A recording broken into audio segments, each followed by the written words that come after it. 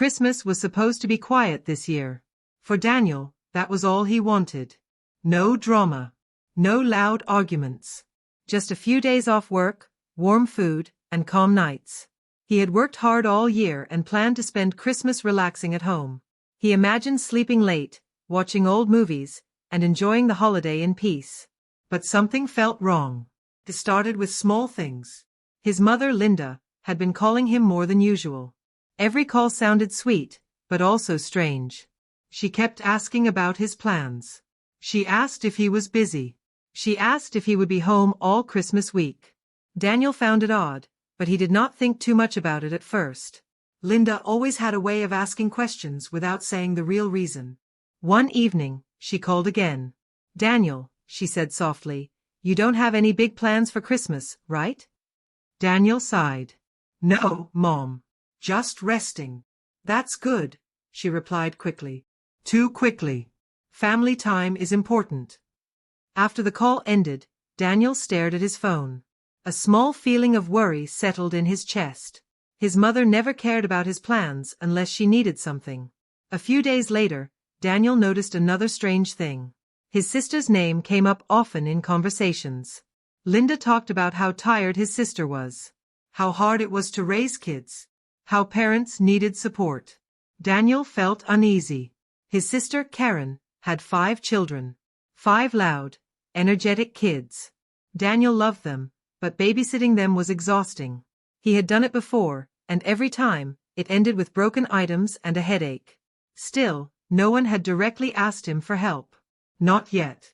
2 days before Christmas, Linda invited Daniel over for dinner. She said it was important. Her voice sounded cheerful, almost excited. That made Daniel even more nervous. When he arrived, the house was decorated beautifully. Christmas lights glowed softly. The smell of food filled the air. Everything looked perfect, almost too perfect. During dinner, Linda talked about everything except what mattered. Weather, food, old family stories. Daniel waited. Finally, she smiled and said, "Oh, by the way, Karen and her kids will be around this Christmas." Daniel's fork froze mid-air. "That's nice," he said carefully. "Yes," Linda replied. "They're so excited." A pause followed. A long one. Linda then added, "Karen really needs a break. She's so stressed." Daniel felt the trap closing.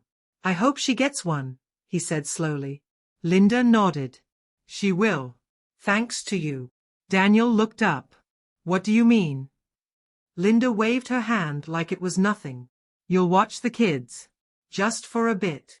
Daniel's heart started pounding. "When?" Linda smiled wider. "Christmas week." "How many days?" he asked. "Oh, just a few," she said. 5 kids isn't that bad." Daniel put his fork down. "Mom, you didn't ask me." Linda's smile faded for a second, then returned. "Family helps family." Daniel stood up. "I didn't agree to this." Linda sighed dramatically. "Don't be selfish. It's Christmas." That word hit him hard. Selfish. She always used it when she wanted control. Daniel left that night angry and confused. At home, he replayed the conversation again and again. He realized something important. This had been planned. The phone calls. The questions. The sweet voice. Everything was part of a setup. Linda never asked because she never wanted a choice. She assumed he would say yes. The next morning, his phone buzzed. A message from Karen. "Thanks for watching the kids next week. You're a lifesaver." Daniel stared at the screen. His hands shook. It was official. They had decided for him. Anger burned inside him, but he stayed calm. He replied with a simple, "Okay." That was when the real plan began. Daniel sat quietly on his couch, staring at the Christmas tree. The lights blinked softly, but his mind was sharp and focused. If they thought they could control him, they were wrong. He would babysit, but not the way they expected. And by the time Christmas was over, his mother would learn a lesson she would never forget. The very next morning, the doorbell rang. Daniel already knew who it was. When he opened the door, Karen stood there with 5 kids behind her. Bags, toys, snacks, and noise filled the hallway in seconds. The children rushed inside without waiting for permission, laughing and shouting. Karen smiled like everything was normal. "You're a lifesaver," she said casually. "Mom said you're fine with this." Daniel felt his stomach tighten. "I never said that," he replied. Karen frowned. "What do you mean? Mom planned everything." That sentence explained everything. Karen bent down and hugged her kids quickly. "I'll be back after Christmas." "Maybe." Before Daniel could say another word, she walked away, already pulling out her phone. Her car drove off, leaving silence behind, followed by screaming. One child started crying because he was hungry. Another fought over a toy. Two others ran straight into the living room, jumping on the couch. Daniel stood still for a moment. He felt used. He called his mother immediately. "Why are the kids here?" he asked. Linda answered calmly. "Because you're home." "That's not an answer," Daniel said. Linda sighed. "Daniel, don't make this difficult. Karen needs rest." "You didn't ask me," he said again. "I didn't think I needed to," Linda replied. "Your family." That word again. Family. Every time Daniel tried to speak, it was used against him. "I have work." "I have plans," Daniel said. "You're being selfish," Linda snapped. "It's Christmas." Daniel felt the guilt settle on his shoulders. His mother knew exactly how to use it. He looked at the kids running wild in his home. "Fine," he said quietly. "Good," Linda replied. "I knew you'd understand." The call ended. Daniel felt trapped. The first day was chaos. The kids were loud, impatient, and messy. They opened cabinets, spilled food, and argued non-stop. Daniel tried to set rules, but they ignored him. "We don't listen to uncles," one of them laughed. By afternoon, Daniel was exhausted. He barely had time to eat. His phone buzzed again. A message from Linda in the family group chat. "Daniel is watching the kids this week, Red Heart, so grateful." People replied with praise. "So kind. Such a good son. Karen deserves a break." Daniel stared at the screen. No one asked if he was okay. That night, Linda came by briefly. She looked around and frowned. "Why is it so messy?" Daniel laughed softly. 5 kids. "You need to be stricter," she said. "You're too soft." She did not offer help. She did not stay. She left after 10 minutes. Daniel felt invisible. The next day was worse. One child refused to eat. Another broke a plate. Daniel cleaned, cooked, and calmed fights non-stop. He had no time for himself. He checked social media during a short break. Karen had posted photos. A hotel room. A pool. A smile. Caption: "Finally relaxing. Thankful for family." Daniel clenched his jaw. He was not relaxing. He was drowning. That evening, he tried to speak again. "Mom, I can't do this all week," he said on the phone. Linda's voice hardened. "Stop complaining. Others have it harder." "What about me?" Daniel asked. "You're strong," she replied. "You'll manage." The call ended again. Daniel sat on the floor after putting the kids to bed. His back hurt. His head hurt. His heart hurt the most. He realized something painful. This was not love. This was expectation. They expected him to sacrifice. To stay quiet. To obey. And if he refused, he was the bad one. That night, Daniel made a silent promise to himself. He would finish this week. But he would never let this happen again. He didn't know how yet, but he knew one thing. If he stayed silent now, this would become his role forever. As he turned off the lights, the Christmas tree blinked softly in the corner. It looked peaceful, but Daniel knew the truth. This Christmas was not about joy. It was about control. And soon, that control was going to break. By the third day of babysitting, Daniel was exhausted. The house no longer felt like his home. Toys were everywhere. Food was stuck to the floor. Crayon marks covered the walls. The 5 kids ran from room to room like a storm that never stopped. Daniel woke up early every morning, not because he wanted to, but because someone was always crying, shouting, or fighting. One kid wanted cereal. Another wanted juice. Another screamed because the TV was on the wrong channel. Daniel tried his best to stay calm. He reminded himself that it was only for a few days.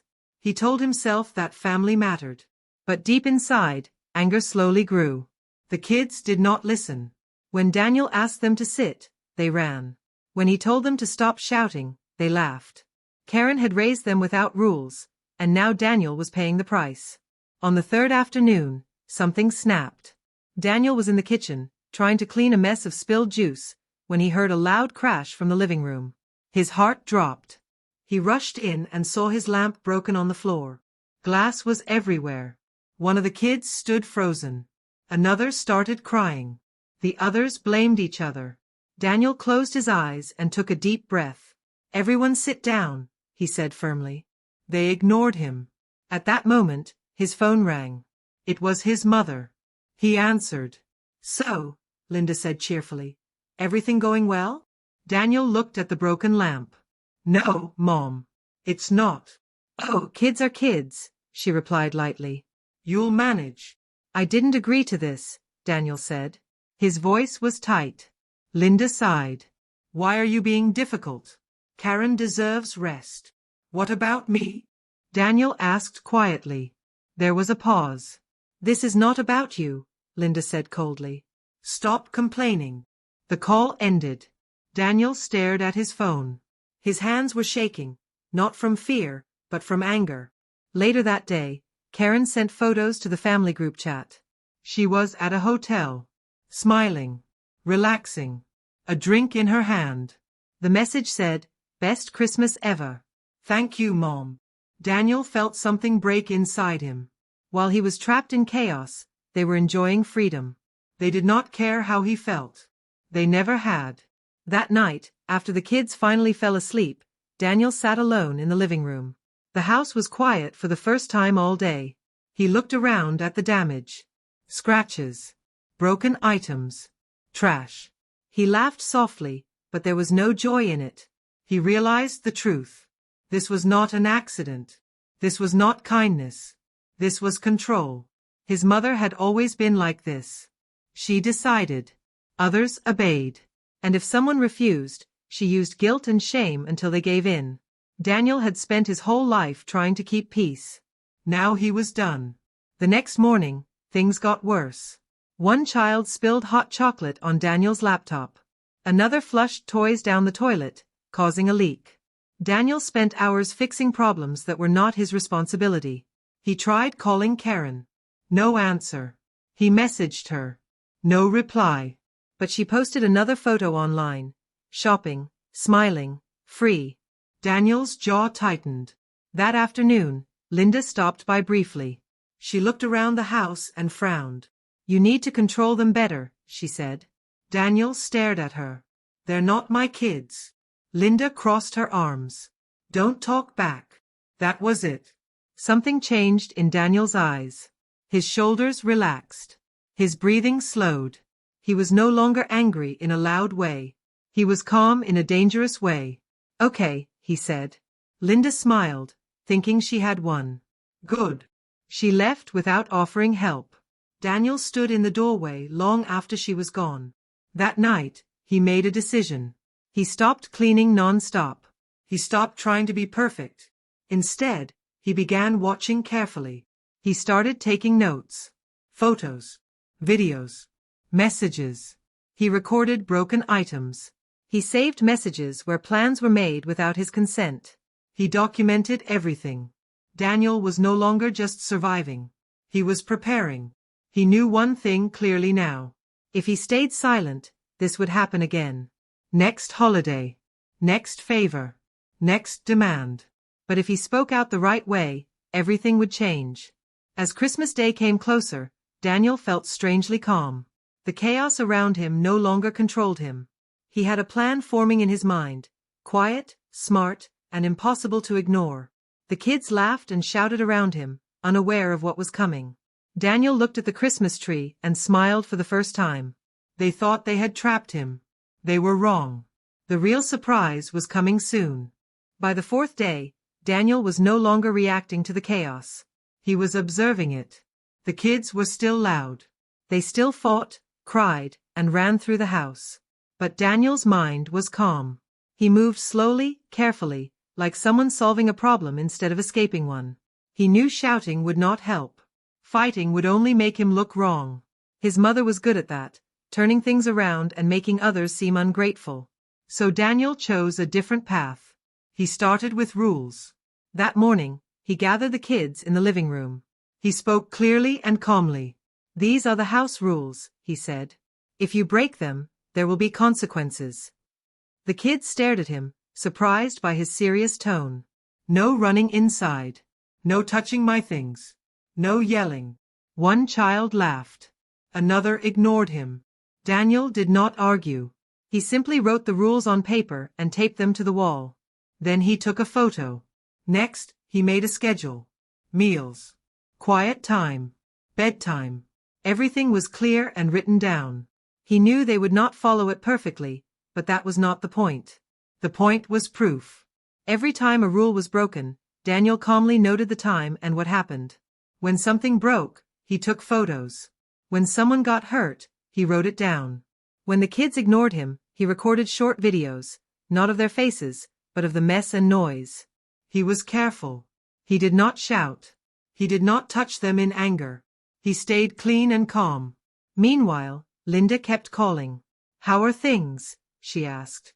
"Fine," Daniel replied simply. Karen sent short messages too. "Kids behaving?" "Yes," Daniel wrote back.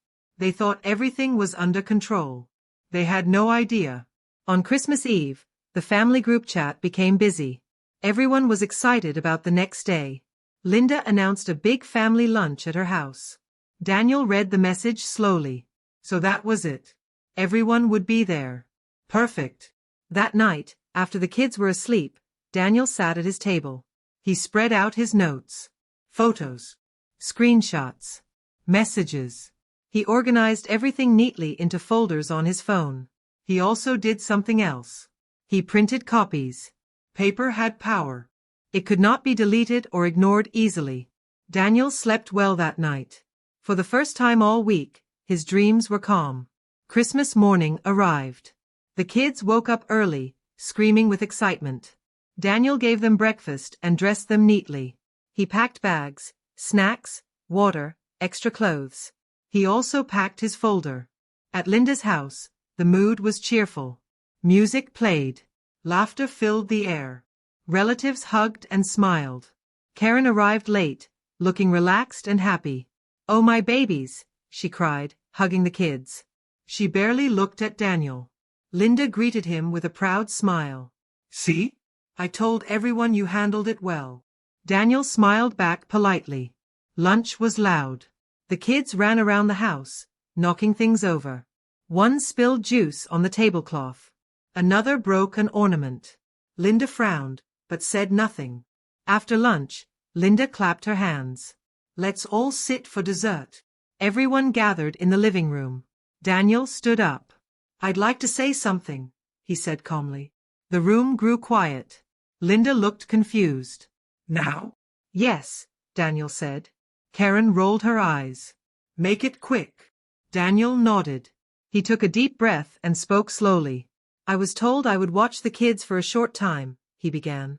"That turned into almost a full week, without my agreement." Linda opened her mouth, but Daniel raised his hand gently. "I'm not finished." The room stayed silent. Daniel pulled out his folder. "These are the rules I made. These are the damages. These are the messages where plans were made without asking me." He handed papers around. Faces changed. Aunties frowned. Uncles whispered. Someone gasped. Karen's smile disappeared. "This is unnecessary," Linda snapped. "No," Daniel said calmly. "It's necessary."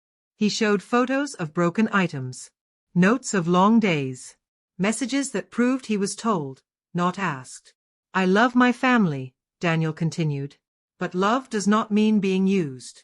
Silence filled the room. For the first time, Linda looked nervous. Daniel finished with one final sentence. "I will help when I am respected. I will not be controlled." He sat down. The room exploded with whispers. The plan was complete.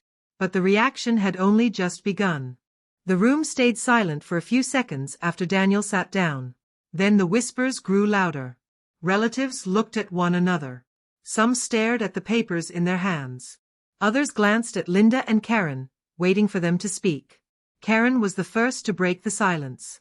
"This is ridiculous," she said sharply. "You're acting like a victim." Daniel did not respond. He kept his eyes forward. Linda stood up slowly. Her face was red. "How dare you embarrass us on Christmas," she said. "You could have talked to me privately." Daniel looked up. His voice was calm. "I tried. You didn't listen." That made people shift in their seats. An uncle cleared his throat. "Linda, did you really not ask him first?" Linda hesitated. Just for a moment. But everyone noticed. "I assumed," she said. "He had no plans." Murmurs filled the room. Karen crossed her arms. "So what? He's family. Family helps." Daniel stood again, slowly. "Family also respects." One aunt spoke up. 5 kids for a whole week is not a small favor. Karen snapped back. "I needed rest." Daniel nodded. "And I needed honesty." The kids ran through the room shouting. One knocked over a glass. It shattered on the floor. Everyone jumped. Daniel pointed gently. "This is what I managed alone." No one argued. Linda tried to regain control. "You're all missing the point." He agreed. Daniel held up his phone. "Here is the message where you told me." Not asked. He read it out loud. Silence returned, heavier this time. Karen's face turned pale. "You saved messages?" "Yes," Daniel said. "Because I was blamed every time before." That sentence hit hard. A cousin whispered, "That's not fair." Linda's voice rose. "So what do you want?" "An apology." Daniel thought for a moment. "I want boundaries." Linda laughed sharply. "Boundaries? With your own mother?" "Yes," Daniel said. That single word echoed in the room. Karen scoffed. "You're selfish." Daniel looked directly at her. "Selfish is disappearing for a holiday and leaving chaos behind." Gasps filled the room. Karen stood up angrily. "You're turning everyone against me." "No," Daniel replied. "The truth is." Linda slammed her hand on the table. "Enough." But it was too late. The family had seen everything. The proof. The damage.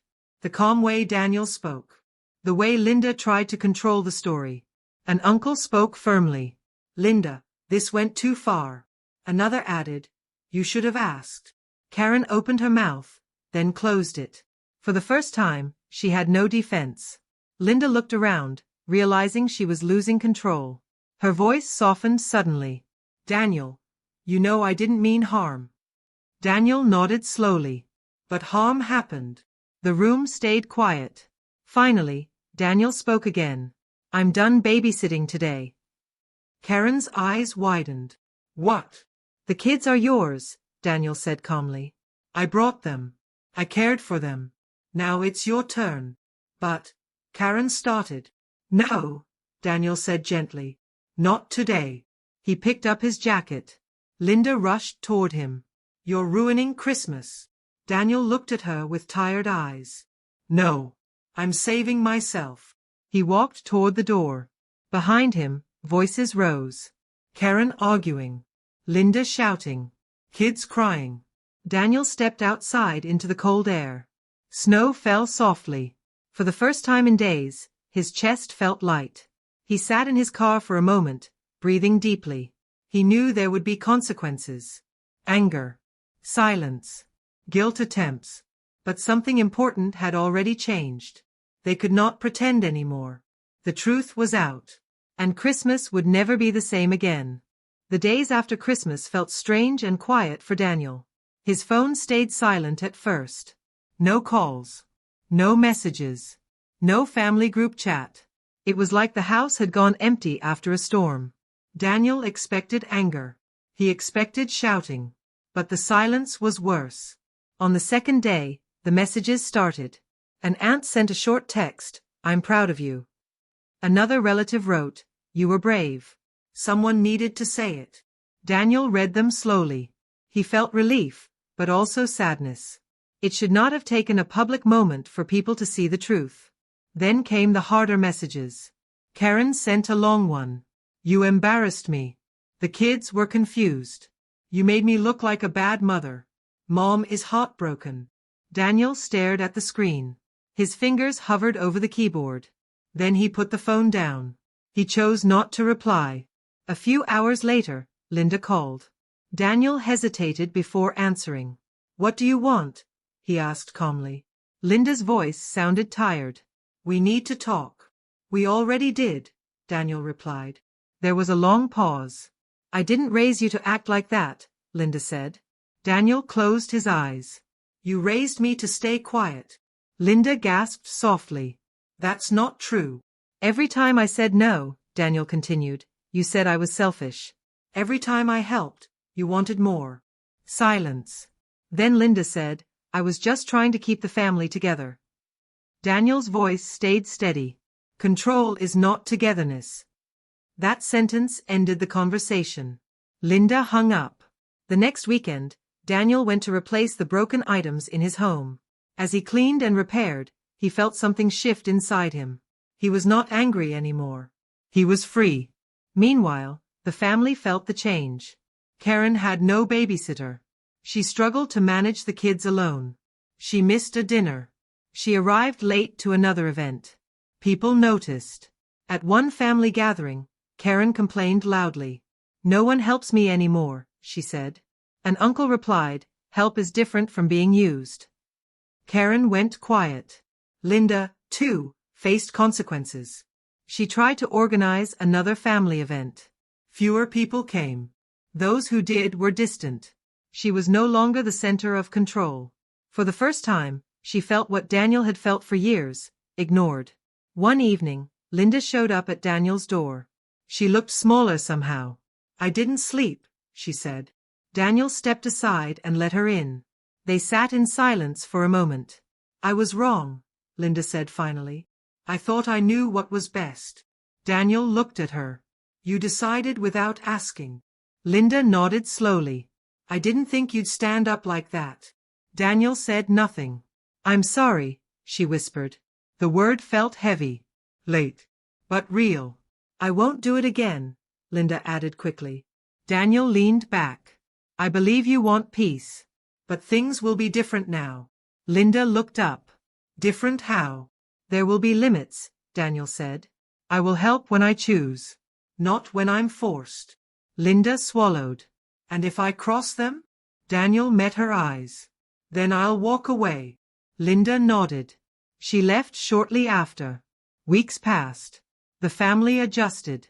Some relationships grew distant. Others grew stronger. Daniel spent time with relatives who respected him. He declined requests without guilt. And something surprising happened. People listened.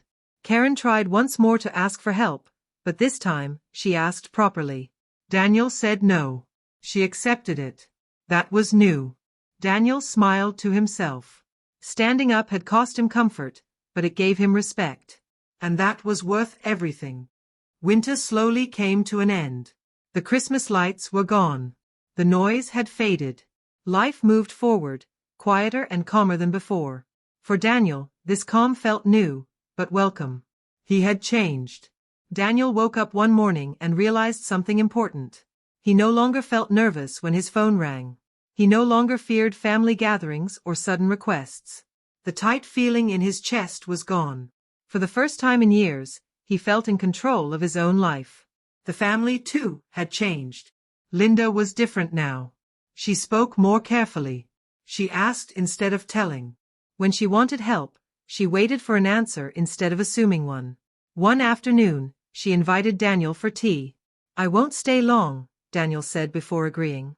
Linda nodded. I understand. That small sentence meant more than any apology. They sat quietly, sipping tea. Linda looked at Daniel with tired eyes. I didn't realize how much pressure I put on you, she said softly.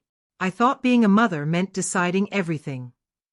Daniel replied gently, being a mother also means listening. Linda smiled sadly. I'm still learning. That was enough for Daniel. Karen struggled more. Without free help, she had to face her responsibilities. The kids were still loud, still wild.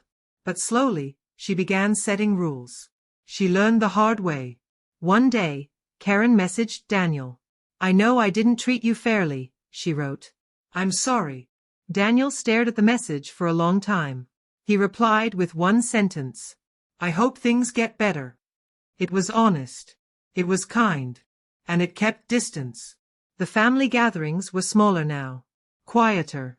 More respectful. No one volunteered Daniel anymore. No one spoke for him. And if someone tried, Daniel spoke up. Once, an uncle joked, "Daniel is free this weekend." Daniel smiled and replied, "Ask me first." Everyone laughed, but they also listened.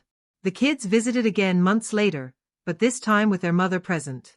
Karen watched them carefully. She cleaned up after them. She thanked Daniel when they left. It was different. Better. One evening, Daniel sat alone in his living room. The same room that once held chaos and broken things. Now it was clean and peaceful. He looked around and smiled. He had not won by shouting. He had not won by anger. He had won by standing firm and calm. That was the lesson. Revenge was not about hurting others. It was about refusing to be hurt again. Daniel had learned to say no without guilt. To help without being used. To love without losing himself. And his family had learned something too. Respect is not automatic. It is earned and protected. As Daniel turned off the lights and prepared for bed, he felt grateful. Not for the chaos, but for what it taught him. Sometimes, the best lesson you can teach someone is showing them that you are not weak anymore. And sometimes, the strongest revenge is peace.